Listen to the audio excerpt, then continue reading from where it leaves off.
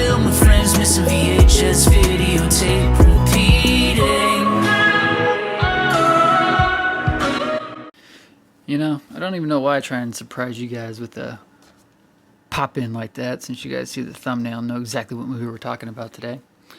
This is 1985's Creepers, written and directed by Dario Argento, Italian filmmaker, starring the young Jennifer Connelly and Donald Pleasance. It's more widely known under the, I'd say either the original title or the Italian title of Phenomena, which is how I first saw it. I never really knew this movie in the 80s or anything. I didn't really hear about it until the late 90s when I bought the other version of it, the longer uncut version known as Phenomena. So this one's much shorter than that, and it's comparatively it's pretty bad. It cuts out a lot of the good stuff. It doesn't make as much sense in this cut version, but this one is the one that did play in America in the 1980s. This is before she was in Labyrinth. I really like this box art. I have a original folded one sheet of this movie, and now that I say it, I can't remember if the face is disturbed like that or not, because there's images where it's the same exact image, but you don't see her face being eaten away as it is. But I wish I could have an original Phenomena one sheet, but I just have an original Creepers one sheet, but still cool. Not even sure how this movie got on my radar. I just remember finding it one day, kind of looking at it, and I think I had known Suspiria, most likely at that point. But since it was Jennifer Connelly, whom I love, and Donald Pleasance of Halloween fame, whom I love, I figured I'd give Phenomena a shot, and ended up watching it, and Phenomena became one of my top 5 favorite films.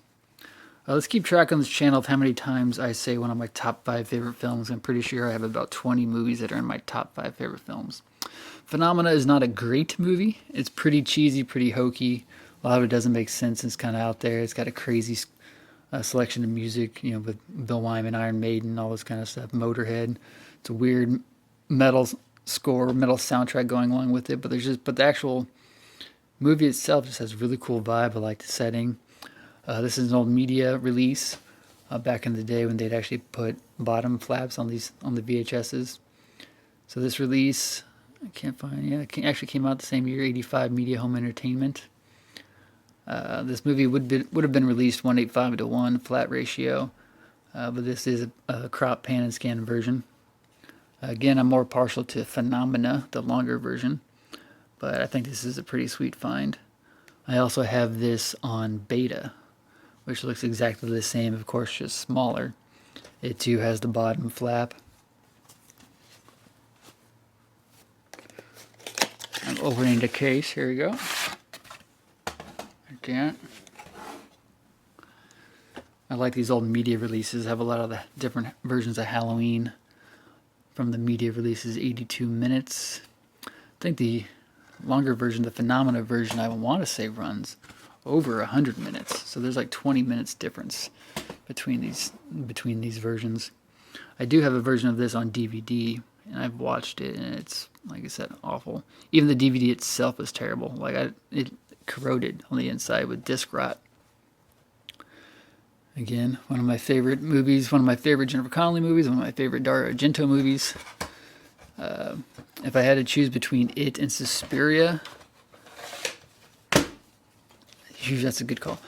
I'd probably choose Suspiria is a better film, but for some reason this movie means a lot more to me. Did you guys see it in the theater? Did you guys catch it when it was originally released? Have you seen it since?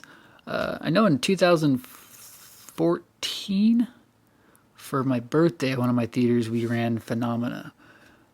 Unfortunately, we weren't able to run it on 35mm, although I know people who own a print of Creepers. I like Phenomena better, so we ran it instead. 1985, Creepers.